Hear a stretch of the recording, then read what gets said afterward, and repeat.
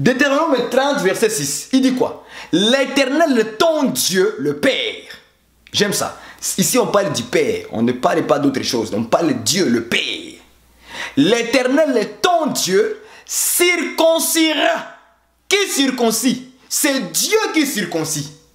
Ce n'est pas ni les pasteurs. Ce n'est pas ni aucun homme qui circoncis. Mais c'est Dieu seul qui circoncis. Soulignez ça. C'est Dieu qui circoncis. J'aime ça. Parce qu'ici, je vais ouvrir l'œil de quelqu'un. C'est souligner que c'est l'Éternel, Dieu, le Père. Dieu, Père. C'est lui qui circoncira. Circoncira. C'est comme ça, c'est écrit dans Deutéronome 30, verset 6. L'Éternel, ton Dieu, circoncira ton cœur. Donc, la personne qui circoncit le cœur des hommes, c'est Dieu. Voilà pourquoi il est dit dans les Écritures que dans Ézéchiel 36, verset 26 à 27, il dit, j'ôterai, le j'ôterai là c'est Dieu qui parle, j'ôterai de votre corps les cœurs de pierre. Je vous donnerai, c'est Dieu qui le donne, je vous donnerai un cœur de chair. Or, nous avons vu que le cœur de chair veut dire un cœur circoncis. Un cœur de pierre veut dire un cœur incirconcis. C'est la même chose. Donc Dieu voulait dire que c'est moi l'Éternel qui va circoncire vos cœurs pour vous accorder un cœur de chair, un cœur circoncis, un cœur sensible, flexible, doux. Est-ce que vous me comprenez? Maintenant Dieu prophétise, il dit circoncira, c'est plus tard. C'est plus tard. Donc c'est Dieu, c'est le Père qui le fait. Romains chapitre 2, verset 28. Allons-y. Romains.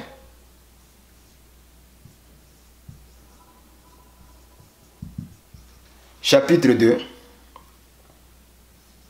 verset 28 à 29. Allons-y voir maintenant la personne qui va venir circoncire les gens. Alléluia. Oh, les Écritures, papa. C'est ça que nous voulons voir clair dans les Écritures. Pas les bêtises que les gens créent sur Internet là. Romains, chapitre 2, allons-y. Tu es où, Romains?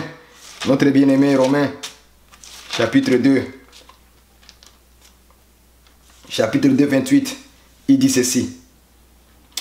Les Juifs, alléluia. Les Juifs, ce n'est pas celui qui en a les apparences. Et la circoncision, ce n'est pas celle qui est visible dans la chair. J'aime ça. Parce qu'il y a des frères qui prêchent encore la circoncision de Moïse. Des patriarches. Paul répond à leur question que les Juifs, ce n'est pas ceux qui sont physiques comme ça. Ou la circoncision, ce n'est pas ce qui est dans la chair visiblement. Voilà. Donc, même si tu es un homme qui est circoncis, ça ne t'amènera nulle part. Je parle à mes frères là qui ont l'orgueil de dire il faut pratiquer la loi de Moïse. La circoncision. Mais allez-y le faire. Si vous voulez, allez-y le faire. Mais ça ne mènera pas au ciel. Parce qu'il y a une écriture de Romains chapitre 2 verset 28 va annuler toute ta pensée. Il dit ceci. Les Juifs, ce n'est pas celui qui en a les apparences.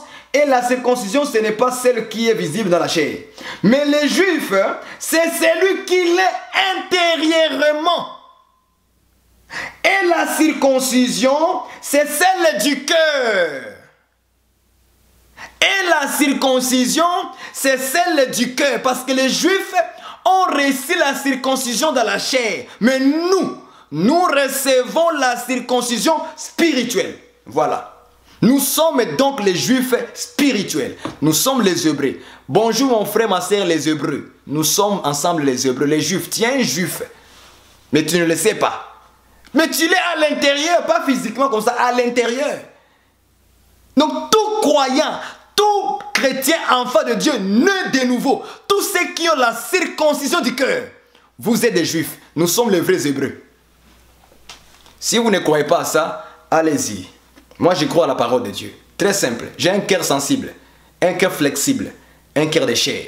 Je crois à ce que notre frère bien-aimé, l'apôtre Paul nous dit, que nous sommes des Juifs à l'intérieur. La circoncision à l'intérieur. Je suis juif, tu es juif aussi. On évolue. Donc, mais les Juifs, c'est celui qui est intérieurement Et la circoncision, c'est celle du cœur. Selon l'esprit. J'aime ça. Pas selon la lettre, les écritures. Non, maintenant c'est selon l'esprit. Parce que la circoncision d'Abraham, des patriarches, de Moïse, ce sont l'ombre des choses à venir. La réalité est en Christ. Nous sommes circoncis du cœur maintenant aujourd'hui.